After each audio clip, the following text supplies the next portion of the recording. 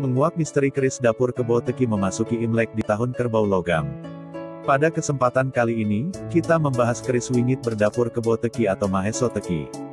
Kebetulan sebentar lagi memasuki tanggal 12 Februari 2021 atau dalam kalender Cina 2572 merupakan perayaan tahun baru Imlek dan secara sio memasuki tahun kerbau logam.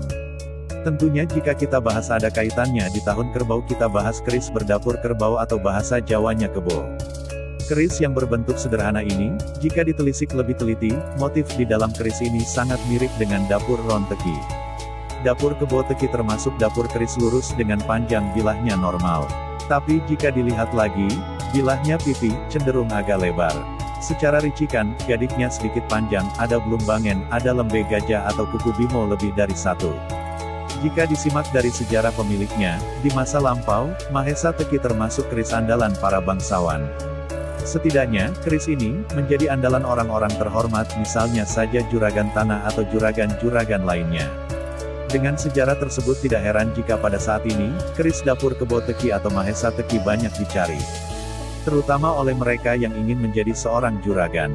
Terlebih memasuki di tahun kerbau logam ini, para pengusaha konstruksi atau pengusaha properti, memang cocok memiliki keris berdapur Kebo Teki yang otentik original memiliki nilai TUS yaitu tangguh, utuh, sepuh.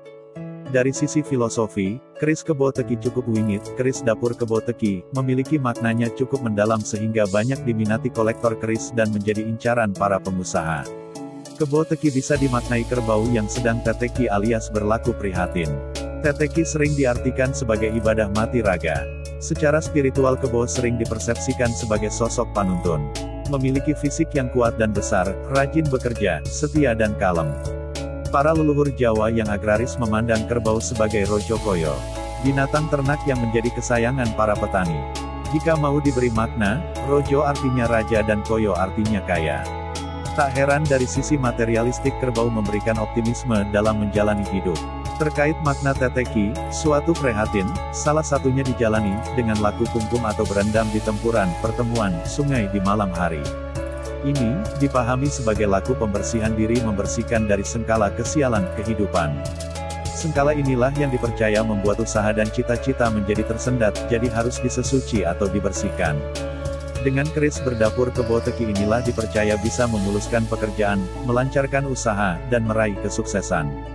Salah satu koleksi Kebo Teki yang diperkirakan tangguh Pajajaran ini memiliki nilai plus daripada keris lainnya, sebab kadar batu meteor terlihat melekat pada bilahnya. Ada yang menilai kandungan pasir Malilo membuat keris yang sederhana ini menjadi terlihat mewah.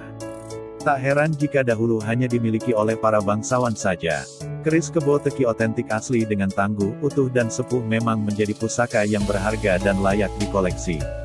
Bersama Oma Keris Salatiga kita sinau bareng dari berbagai sudut pandang mengenal kearifan lokal terkait budaya Tosan Aji, warisan agung leluhur kita yang layak kita banggakan, jaga dan lestarikan keberadaannya. Salam budaya Tosan Aji dari Oma Keris Salatiga. Rahayu.